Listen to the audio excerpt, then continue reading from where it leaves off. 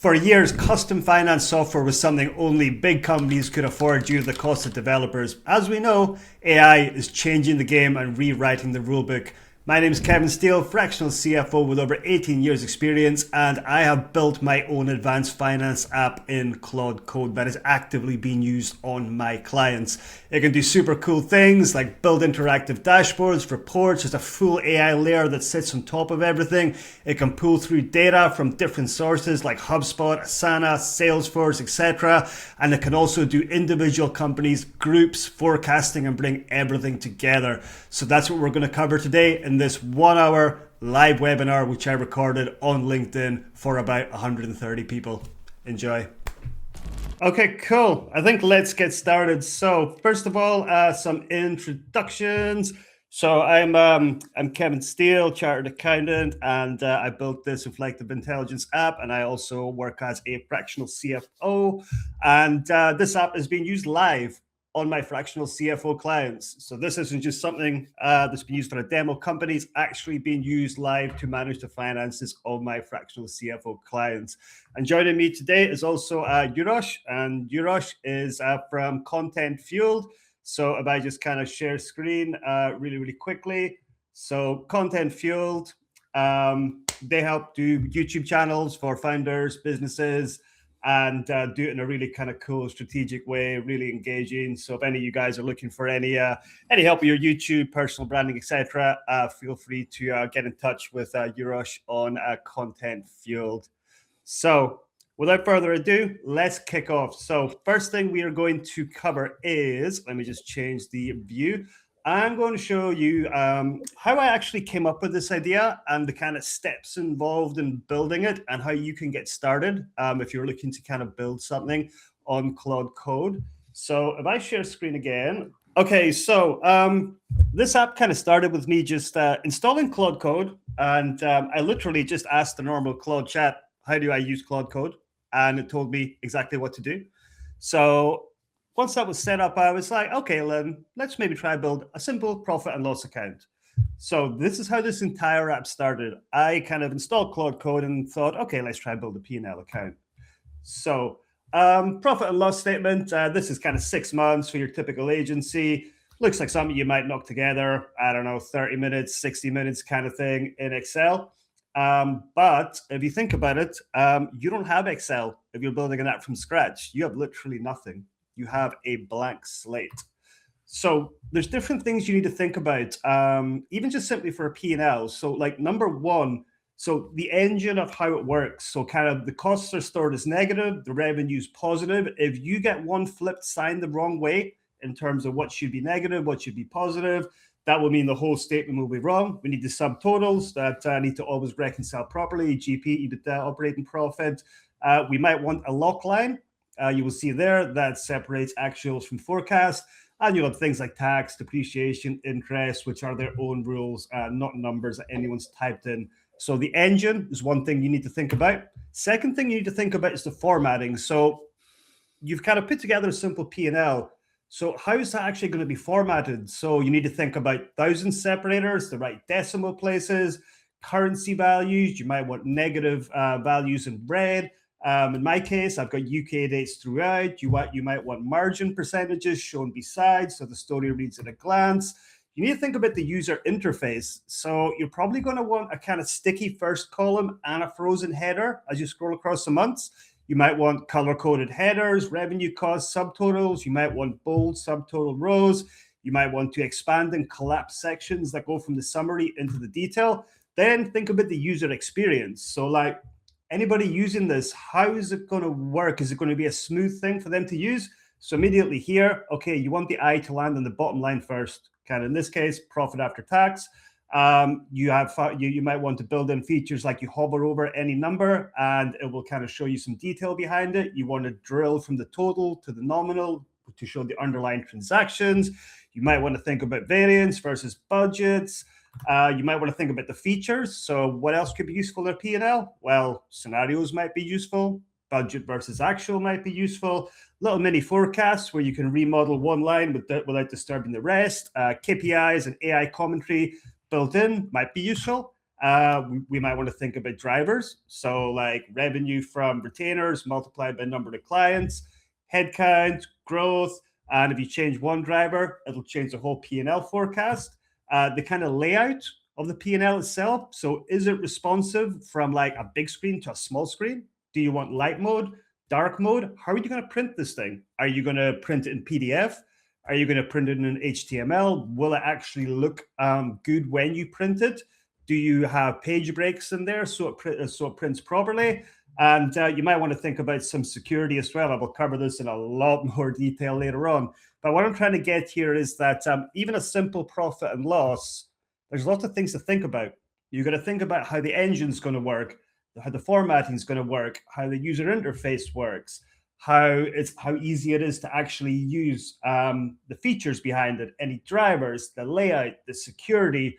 So even though you're kind of asking Claude or ChatGPT, etc., build me a simple P&L, you have lots of things to think about for this simple P&L.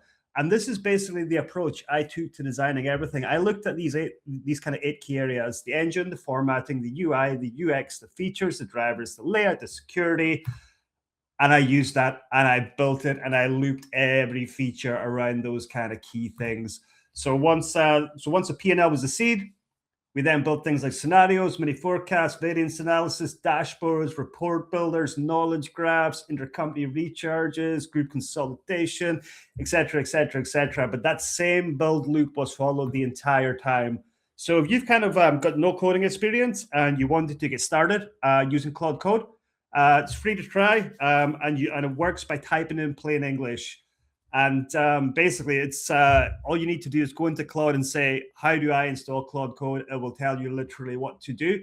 And then from that, what you do is once Claude Code's installed, set up a GitHub account. So like think of GitHub like Dropbox for a project. So it's kind of online where all your code lives, keeps everything super safe, and it ensures anything is ever lost. And that home is called a repository or a repo. But it's basically just somewhere like Dropbox where the code lives. And just ask for what you want in plain English. So to get started, if you want a profit and loss table, say, build me a profit and loss table. You might want to add a little bit more context behind that if you want. But first thing to do is get started with something simple, build me a profit and loss table, and then start iterating one step at a time. So thinking about the user interface, the formatting, the engine, etc., etc. So start small, go one step at a time, and keep improving, keep improving, keep improving. That's literally how I built this entire thing. Just constant improvement and quality assurance at kind of every step. And a few little tips. So how I keep the numbers trustworthy for this app, I've got a kind of rule book, which is called a Claude.md file. So this is where you write your rules for the code to follow. So we might say things like, if it's a UK client, always use the pound sign, ensure the balance sheet must balance before committing any code, never touch a specific area without actual consent. And Claude will read this at the start of every coding session and won't forget how you work. And as you kind of go through Claude Code, Claude will kind of see how you work, and you can ask it to update that Claude MD. So it's updated every time you do your coding session, and it learns your preferences, how you like to develop, how your logic works, how your brain works. And it kind of builds that and really acts like a true kind of developer partner. Really good and really important to keep that up to date. So Claude knows kind of your style and your approach, your thinking.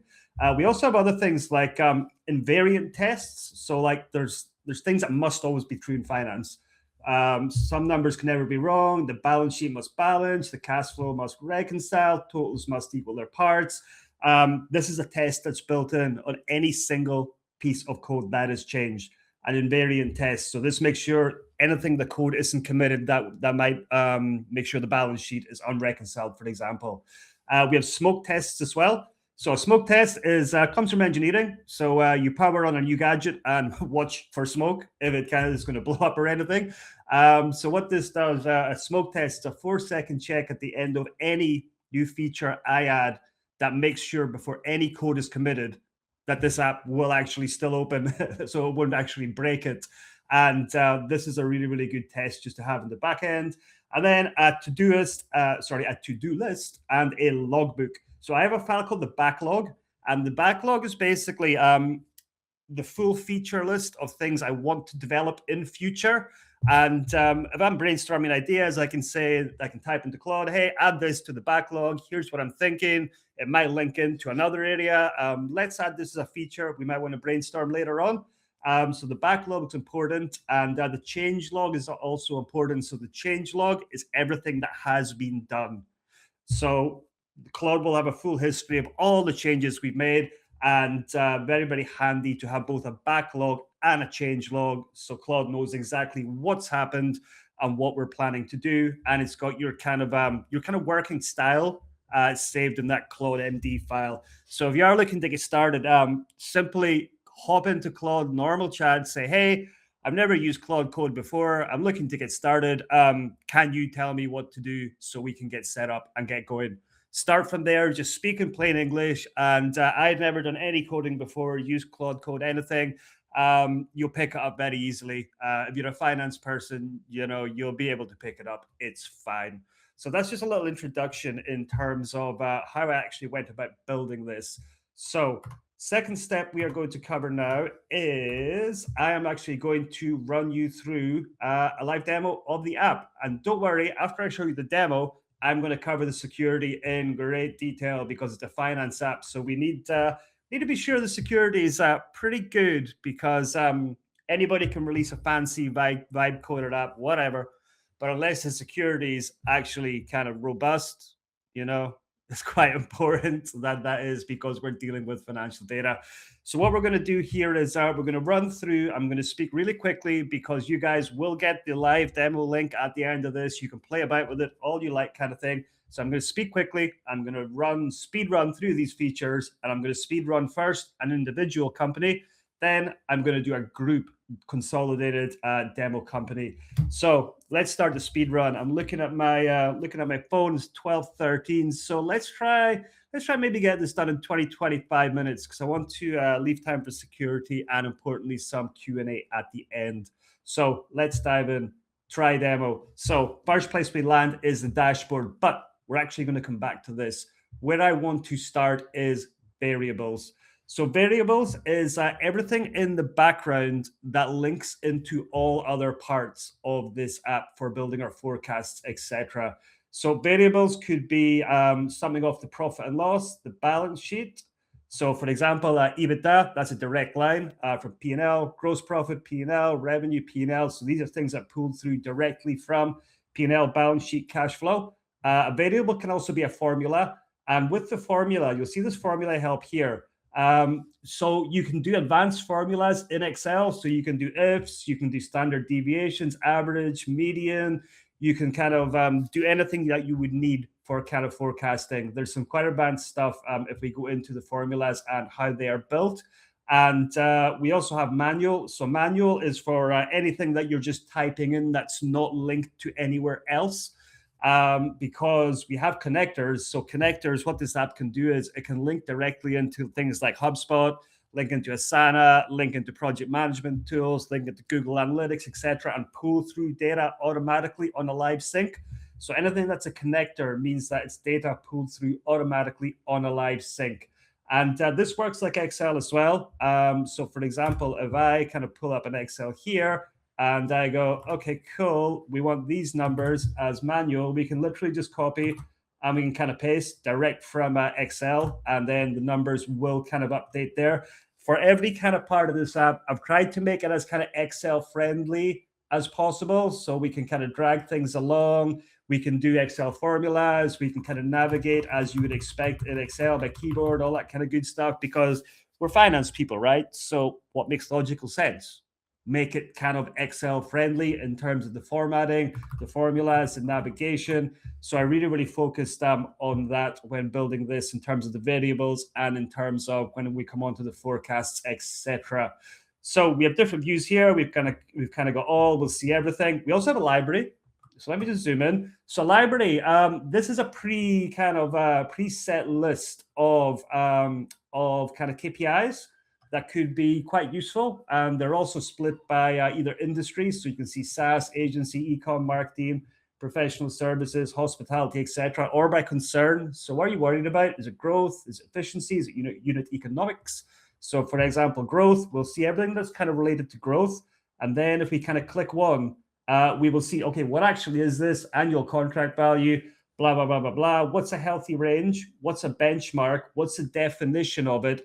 And the inputs required to actually put this variable into the app, and it will tell us if we already have it or if it's missing. So here you can see that purple highlight variable, annual recurring revenue. We already have it, but we don't have customer account. So we want to do ACV. We will need to build a customer count variable. So this is pretty handy if you're kind of maybe you're working with a new client, that kind of thing. If you're a fractional CFO or accountant, you're looking to kind of get to grips a bit more with the key metrics, key KPIs. You can kind of browse by industry here, so pretty handy. So variables is the drivers, the formula, everything that kind of builds the kind of back end structure of the whole app. So let's kind of run through, first of all, P&L balance sheet. Then we'll go on to some of the little different features. Then I'll come back to the dashboard at the end, because that's the real showstopper piece of all of this. So in terms of our P&L here, as you can see, this is a demo. And we've got expand all, collapse all. We can view month. We can view quarter. We can view year. We can do kind of year-on-year comparisons. We can turn on and off margins. Anomalies is a function that if something looks out of the ordinary, it will flag it, kind of thing. Can be quite useful for spot and forecast errors. And if we're importing from something like Xero, which has like projects and tracking categories, that imports directly from Xero as well. So for example, if we want to break down by department, we can see there all the different departments that kind of show the total of the revenue figure there. And we can also break down by other stuff as well, like creative department, operations department. There's no forecast data for them, etc., etc. We can also export a full pack. So full pack means P&L balance sheet cash flow. And that will be exported as a full, lovely formatted Excel 3-pack. And we can do that either monthly, quarterly, or annually. And in terms of the import itself, we can connect to either Xero, QuickBooks, and Sage and pull through all our data. All works lovely. Or we can do a custom Excel or CSV import, and there is a download template CSV there if we so want to use it.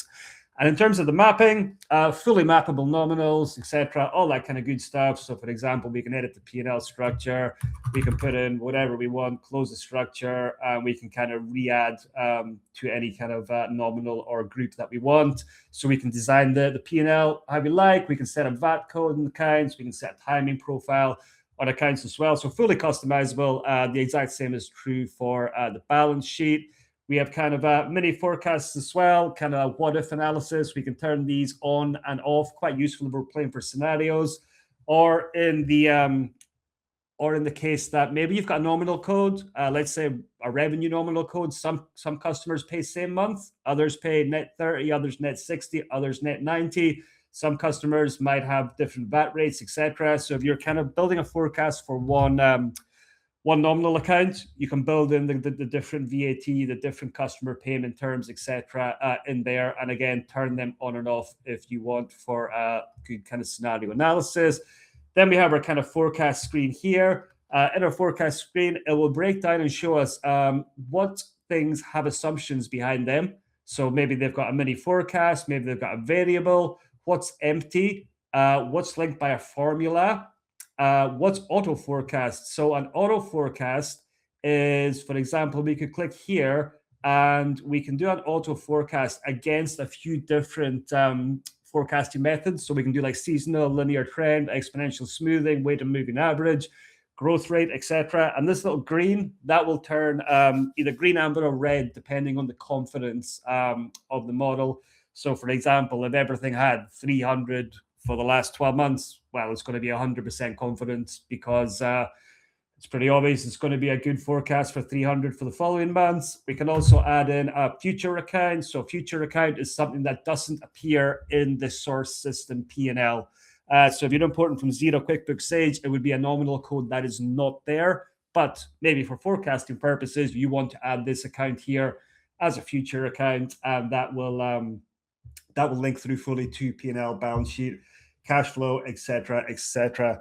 Excuse me. Balance sheet works kind of the same way. We've got expand all, collapse all. We can go month, quarter, year, go by dimensions, all that kind of good stuff. I also forgot to mention as well, on both balance sheet, P&L, and cash flow, you'll see up here we have a baseline. This is where you can change scenarios.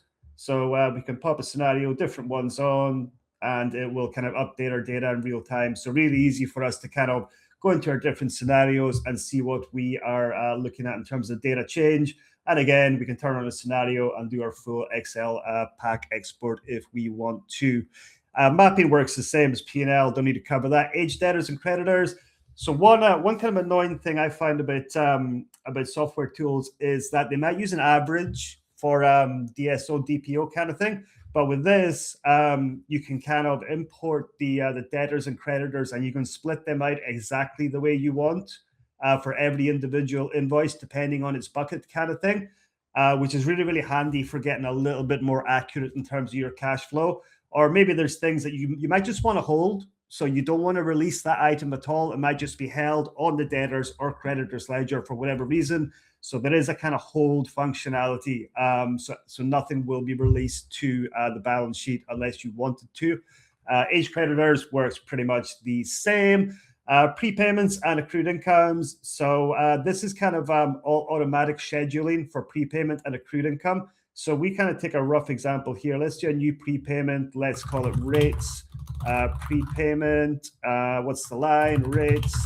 Prepaid 12 months, cash paid over 10 months. Let's select the nominal. Doesn't really matter. Whatever. We'll call it there. Let's say it's 12,000. And it's going to start in April, end in March. Timing profile is 30 days. So what that means is invoice is raised in April, but paid in May. It's going to recur, let's say, annually, and it's going to be paid over 10 months. So let's just kind of, take that off. Let's kind of done that. And then let's do a filter on office rent so we can see how that works. So what we said there was the 12,000 was raised in April, but we're paying it over 10 months. So you can see the cash releasing there over 10 months, but the prepayment is actually released over 12 months because it's a 12-month kind of contract. So we can automate our kind of accruals, our prepayments, our deferred income, our accrued income, etc., using these kind of schedules. Really, really handy. And we can filter between different nominals depending on kind of what either accrued or deferred expenses, prepayments, etc., are there. And in terms of filter views, we have kind of everything active, things that are ending soon. You might want to hold an accrual prepayment for some reason on the balance sheet. You can do that. What's finished or anything that's over allocated. And we also have a timeline view as well. So we can get this kind of timeline view of all our releasing. Nice little chart there just for UI purposes. Links back to what I was saying before about we want to make this friendly for people to use. We also have intercompany, so we can kind of tag nominals for intercompanies and whether IC payable, IC receivable, the IC portion of the nominal, or whether it's a fixed amount, a percentage, and the settlement of the intercompany. If it's a fixed monthly payment, settle in full at frequency, or a manual schedule. We also have loans. So in terms of loans, we can do floating rate, so BOE, and if you're in the UK, that's Bank of England base rate plus a spread, or a flat payment, manual monthly figures. We can also do cater for capital and interest or interest only. And if it's capital and interest, we can do interest only periods also. We can assign our P&L nominal. We can attach a PDF of the loan statement, and it will show us a kind of full amortization and capital repayment schedules, etc. And that's all automatically posted in the background across P&L, balance sheet, and it all flows through the cash flow as well. Stock is a fairly new module, so I'm not going to spend much time on this. I just introduced this week, so it's still a little work in progress. Funnily enough, we're looking at work in progress, but I am building out the stock module, so I won't spend too much time on that.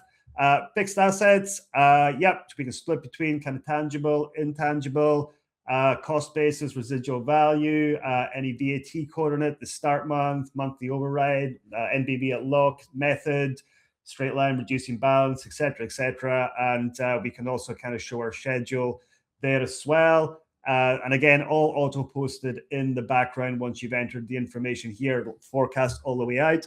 We have full journal capability. So some kind of pieces of software lock down where you can journal to, where you can't. I always find that a bit annoying. So in this software, we can do kind of full P&L and balance sheet adjustments, because sometimes you just want to make a one-off adjustment, and this is where you can do it. So again, thinking about user interface, we got all one-off journals, monthly journals, quarterly, semi-annual, annual kind of thing. And credit card drawdown as well is to manage the cash flow on the credit card. Too long to explain, but I can explain in detail if required later on. And we, of course, have our cash flows. So we've kind of got our direct cash flow, again, works on kind of scenarios, all that kind of good stuff. Expand all, collapse all, export to Excel packs. So we get direct, indirect. And now let's come to our will we go to the dashboard now? No, let's actually run through a couple more. So let's have a look at scenarios. So here's the scenarios here. We've got our baseline. We got 3 here: aggressive, slow, and our master budget. So once you create a scenario, you can save that as a master budget, and that's what your budget will be reporting against. So there's 2 things you want to report against. One is your forecast against actuals, and second is your actuals against budget. So we can save a scenario as a master budget. And we also have forecast snapshots, which are taken every single month. So when we roll forward a month, a snapshot will automatically be taken of our forecast, so we can kind of compare against, and we have full audit trail for all our snapshots. And we can also save a snapshot at any point we want. And again, thinking about user interface and things, and you want different colors for your scenarios, fine. You can kind of change the color, and it'll change the color of the bar up the top once a scenario is on. We have variance analysis. So in terms of variance analysis, we have our actuals, we have our forecast, we have our budget, we have our variance against forecast, and our variance against budget. And that goes kind of month, quarter, year, full year. And importantly, we can also add comments against our variances too. So in this one, marketing and advertising, Q4 25 conference, blah, blah, blah, blah, blah. But we can add comments against these variances, and this becomes important on a feature I will come on to on the dashboard. We've got goal seek as well, which is pretty handy. I wouldn't run through this in great detail, but it works on historic data and forecast data.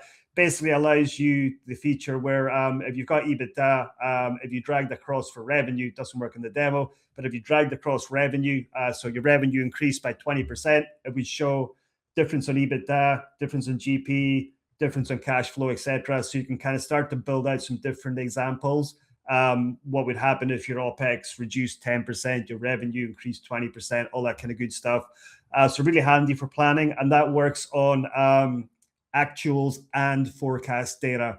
So really handy as a sense check for kind of making decisions. We've got a full headcount module too. So this is all, of course, demo data. This is not real people or real salaries.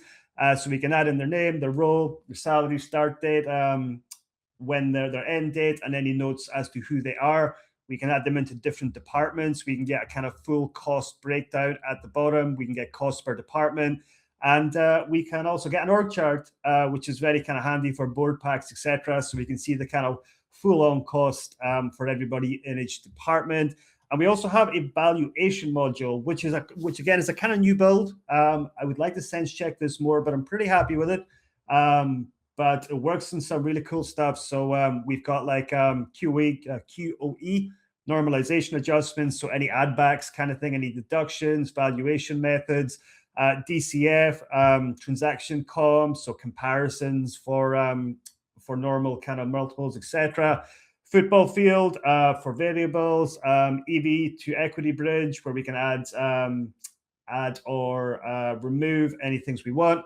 Consideration structure. So if you are planning a deal, how's it going to be split out? Is it going to be like kind of 50, 30, 20? Is it going to be 100% cash up front? Is there going to be deferred considerations? All that kind of good stuff. And this will build it into the valuation. We can also do acquisitions costs from a buyer's perspective. The funding stack, so is it cash, is it debt, new equity raise? We can model all of this stuff kind of in, goodwill and consideration, post-deal synergies and sensitivity analysis.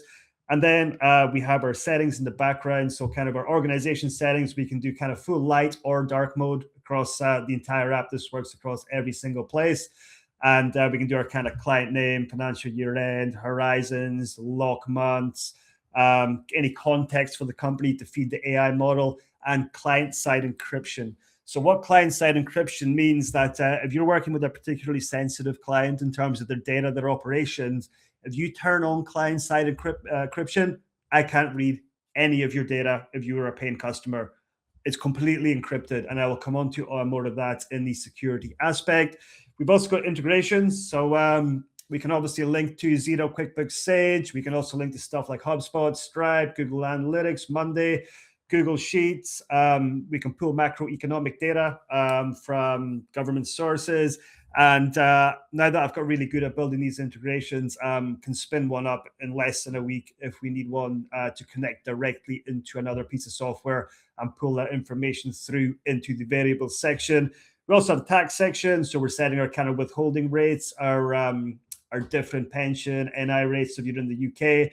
And payroll groups means you can split it per group. So if you've got like different nominals for your marketing team, your advertising team, you can split it per there as opposed to everything in one big line under wages. Set the tax rate, VAT holding accounts, VAT settings, payment plans, dividend forecast. If a client's dividends go on P&L versus balance sheet, that just caters there so the engine works through it. And now back to the kind of key things I want to show you in terms of the dashboard. So dashboard, really, really, really cool. So like fully editable. You can add kind of different blocks, different metrics, different kind of different section headers, different navigation. You can build these from scratch, add some really cool stuff in here. Auto AI commentary, we can click, we can add these kind of hero cards. We can add these blocks where we can kind of move these about, whatever we want to build our dashboard. They're all fully resizable. And all of this information is all feeding through to from the back end or from our variable section from external data sources. So you'll see here, this is like operations and momentum. So like sessions, bounce rate, that'll be pulled through live from Google Analytics, for example. Pipeline value, deals closed, that might pull through from HubSpot, for example. And we've got some other cool features like this kind of rolling metrics chart. So in this case, we've got revenue. Just turn that off. We've got like revenue, EBITDA, cash at bank, but we can add any metrics we want. So like OPEX there, for example. We can also choose anything we want. So you can kind of build your dashboard with all of these. You can change the date range, all that kind of good stuff. And one thing to mention about these dashboards is you can download them. And if you download them, they work exactly like they do in the app. So that means you can email them to somebody, for example, and they can use the dashboards exactly in the app. So like adding these kind of different things that will update on the offline dashboard.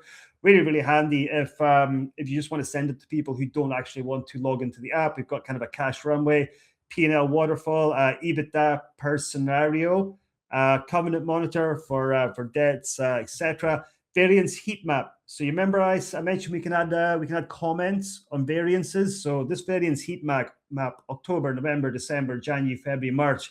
This shows our kind of variance on either versus forecast or versus budget. And if we hover over, we can kind of see the variance and the comments beside it.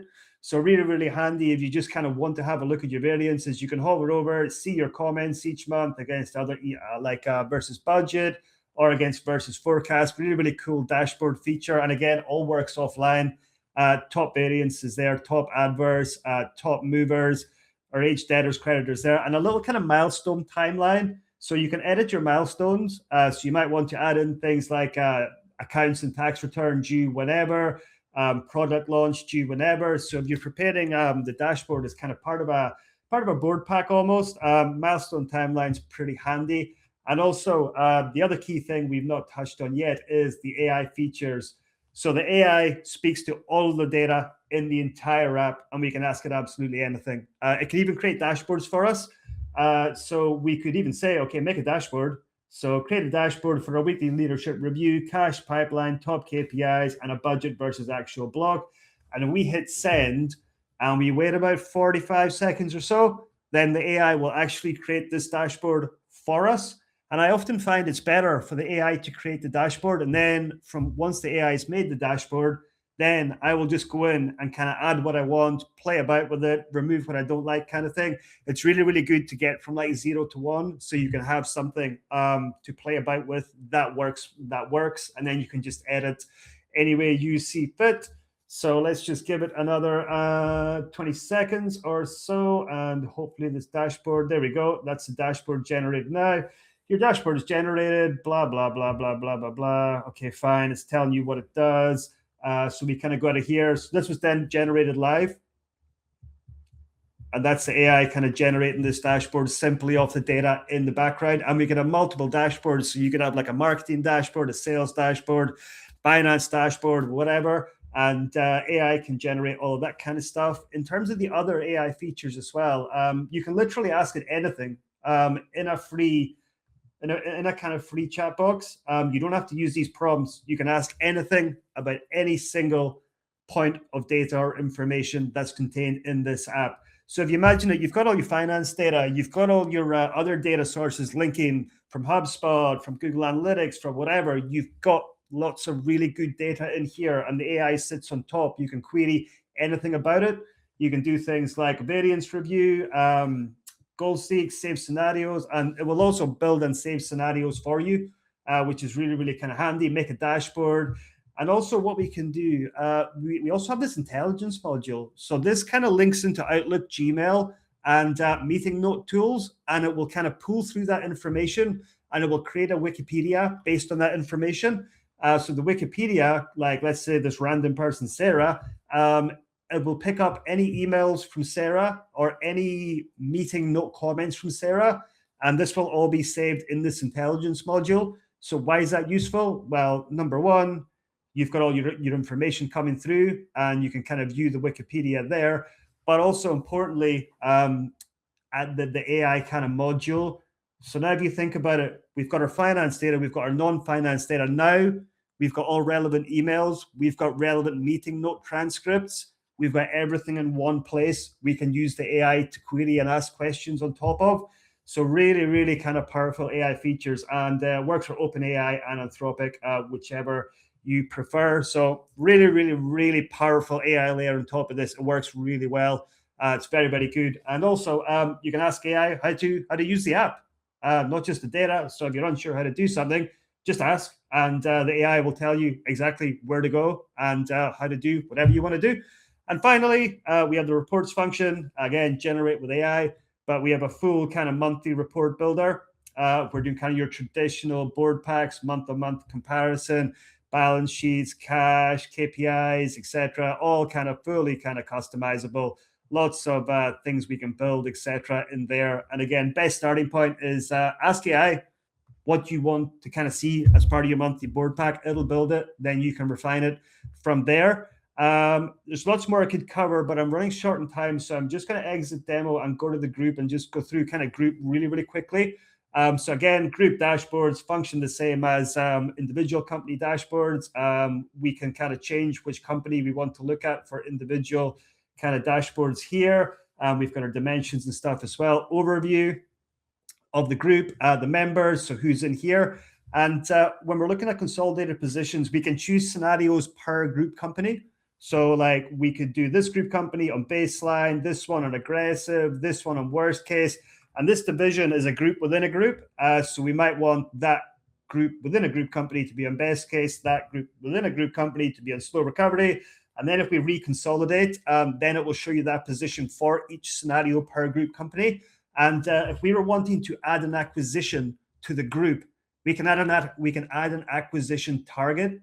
So we can put in the different parameters, any debt costs, any synergies, etc., and it will add on this kind of target. And then if we went into P&L, it will kind of show us how it would look with that company layered on top our acquisition target. So pretty cool for adding things like that. We have our chart of accounts mapping, again, fully mappable. Foreign exchange rates, these are fetched live online from the Frankfurter API. We've got all our eliminations and stuff. And again, P&L, balance sheet, cash flow, group variables, group headcount, group age debtors, split by company, etc., age creditors, split by company, stock modules, scenarios per company, goal seek for the group, any kind of top level adjustments for group only that won't affect individual companies. Deal impact, we just spoke about. Group variances, group benchmarking, so who's first, second, third in the group. Connectors, so what kind of different connectors do each group company have attached to them. Group reporting, so again, we can do our kind of monthly consolidated kind of group report. So in this one, intercompany eliminations, monitor USD subsidiary cash position, and we can report on kind of different companies against each other, budget, actual forecast. Really, really powerful, the kind of reporting. And again, there's a hell of a lot more I could go into about how the group function works. But one key thing to mention is once you build your forecasts in the individual company, they'll all flow through automatically into the group and forecast forward. So you don't need to rebuild anything in the group version. Everything all links up from each individual company, P&L, balance sheet, cash flow, all flows through to the group consolidation and all kind of flows through to the forecast. And again, you can choose your different scenarios per group company. So kind of really, really powerful on the group consolidation, which is a big pain point because generally a lot of software packages, unless they're like really expensive, don't handle group consolidation very well. This software does handle it pretty well. So I'm going to end the demo part of it now, and then I'm just going to touch on one last piece before we take some Q&A at the end. And that last piece is security and privacy. So security and privacy, very, very important, of course. So just to run through this super quickly, bank grade encryption. So AES 256, standard encryption used by banks and governments.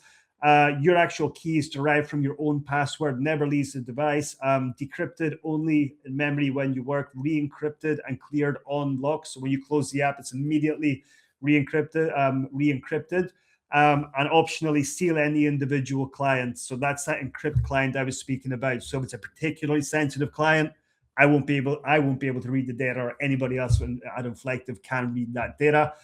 Fully UK GDPR compliant, etc., etc. In terms of the AI stuff, it's bring your own key, and I did this on purpose. So bring your own key means you need to put your own API key into the software because I don't want all your data trained on my Claude. You know what I mean? So you bring your own API key, really super simple to set up and very cost effective as well. It doesn't cost a lot. And one-click data deletion, enterprise-grade logins. So SSO with Google and Microsoft, everybody must have two-factor authentication. There's invisible bot protection. So, you know, where you have to click the traffic lights kind of thing. That's there on sign up and sign in. And any sensitive actions that like deleting the account or whatever require a fresh two-factor setup. And per user data is isolation. So row level security is on every record in the back end. Passwords are never stored. I don't know what your password is. The encrypted connections on Xero, QuickBooks, and Sage are token store encrypted, never in plain text, and it's encrypted in transit and reset.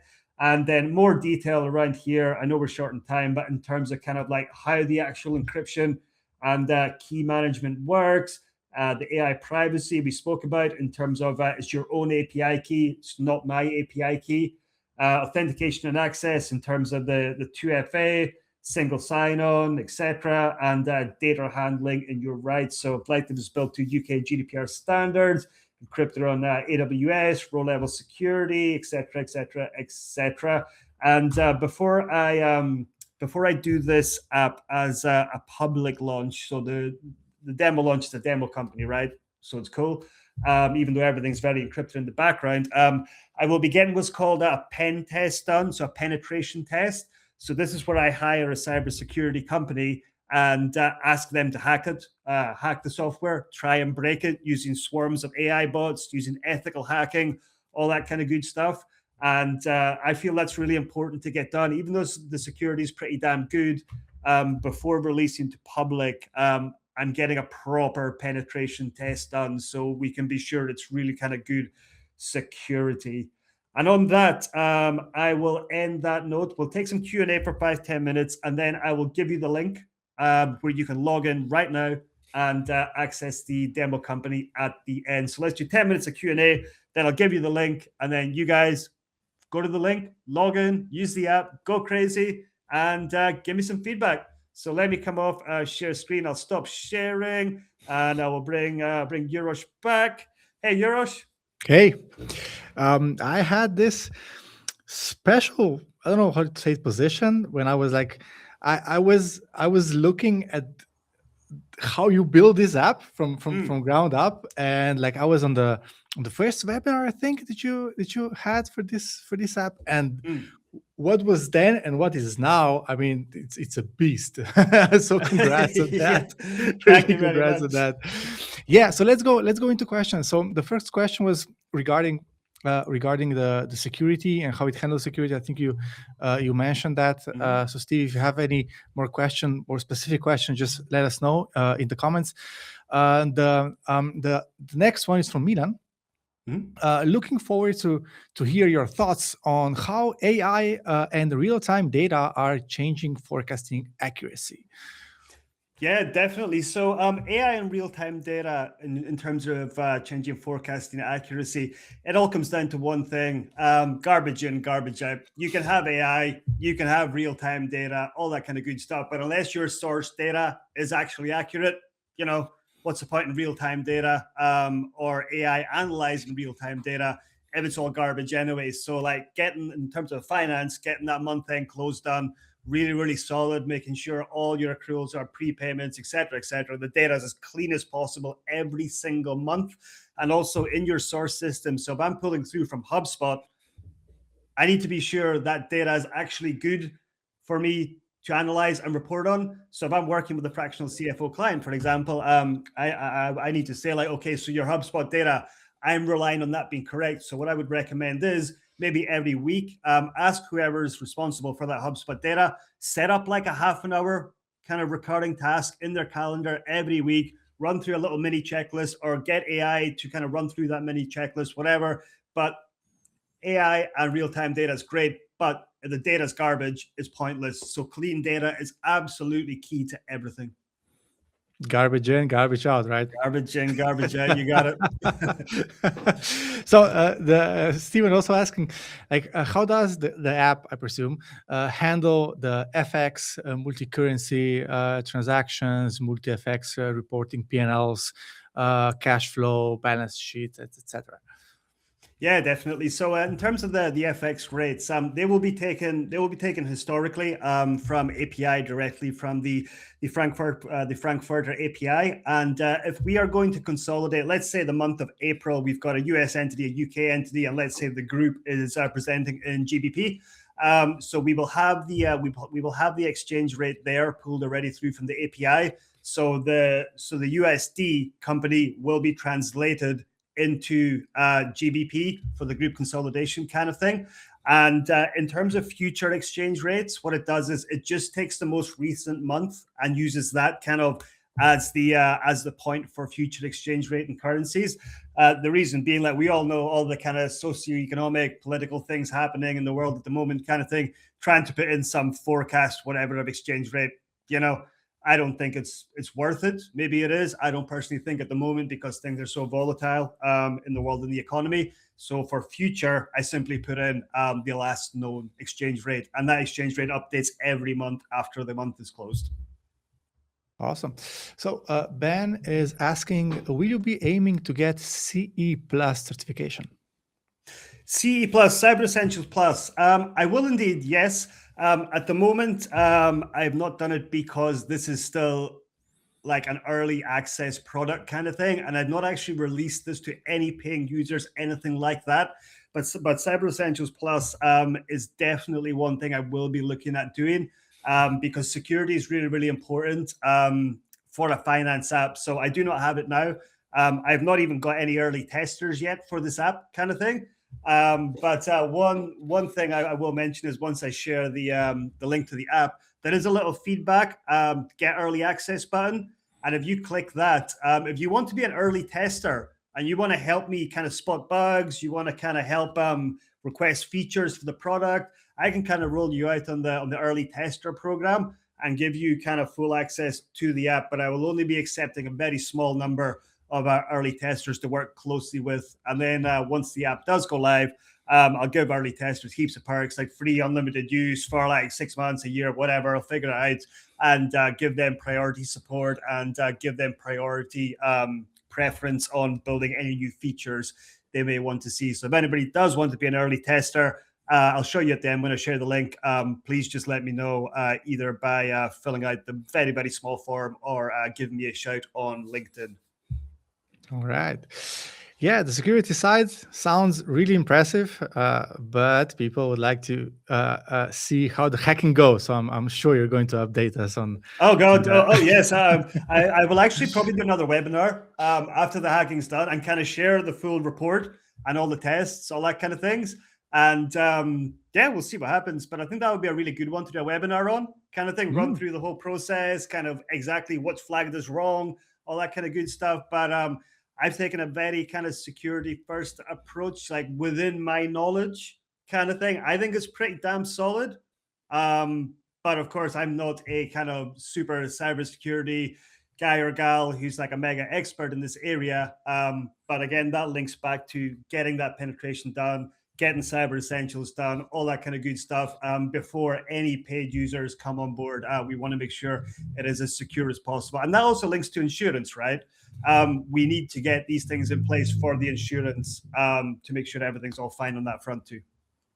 I think we just got an idea for content, right? Indeed. Yeah, well, I have a YouTube channel, by the way, guys. You should follow it. It's at Kevin Steel, CFO, I think. But yeah, check it out. I do a video kind of once a week, once every 2 weeks. So yeah, a little interlude there. All right, next question from Neil. Does the fixed assets data from Xero transfer into the app? It does not, but that's a great feature request. That's a really, really good feature request. So I'm actually off screen writing that down now. Xero fixed assets transfer through. I think that's why Neil, you'd be a really good early tester, because that is a perfect use case, because a lot of people some people use the fixed assets in Xero, some people don't. You're meant to, because it's actually better from a data kind of integrity standpoint. But if you had loads of fixed assets and there wasn't a direct link through, that would be a fair bit of extra manual work. So very good point. I will actually build that. And because the development speed is so fast, I could probably get that feature knocked out in like a day to maximum and kind of get everything all linked through. Cool. Also, Neil is asking, could you not have built the group consolidation model within a single app interface? I could. I decided to do it separately. To be honest, that's just the way it panned out. I would like to say there was kind of a solid kind of decision behind this kind of thing, but that's just the way it panned out. I figured I would go individual companies and then group kind of thing, but there's nothing to say that I couldn't kind of merge it all in together. The key thing to remember is this is like 3 months of work kind of thing.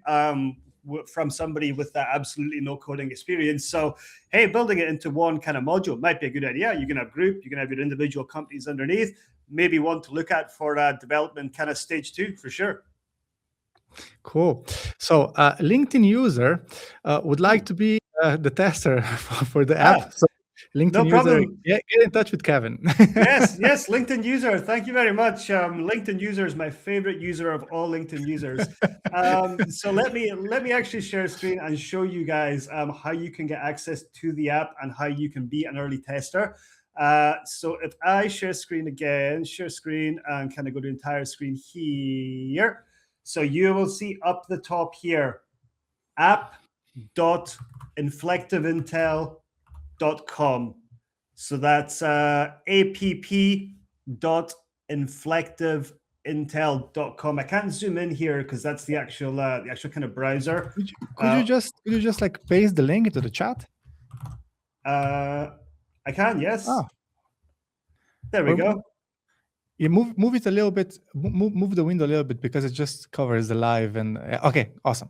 Okay, perfect. So that's the link there, guys. So if you visit that app.inflectiveintel.com, then you will land on this screen here and you will see try demo. So you can click try demo. It'll bring you into the demo. You've got full access. You can play about with whatever you want. You can also use the AI features too. The AI features are on my Claude account because it's the demo account. So don't share anything that you don't want me to know.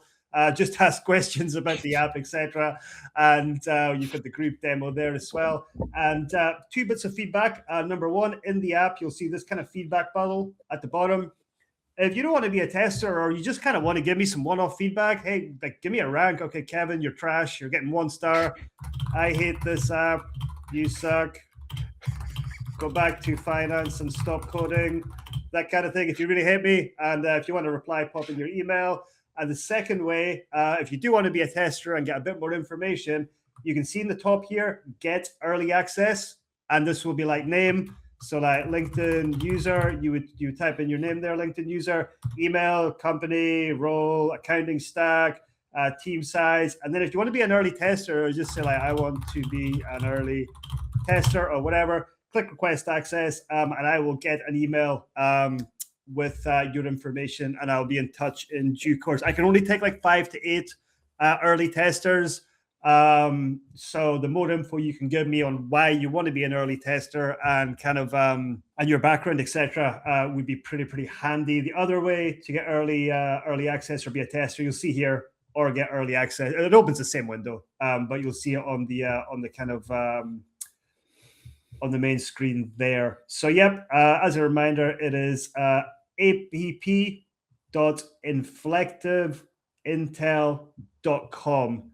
That's the link. Go in, try the demo, try the group demo. Like you can mess about with all the data, like add, delete, do whatever you want, go crazy, and change anything you like. The demo resets every time you go out of it. So that is LinkedIn user, how you can be an early tester if you wish. And I hope to see your application, LinkedIn user. All right.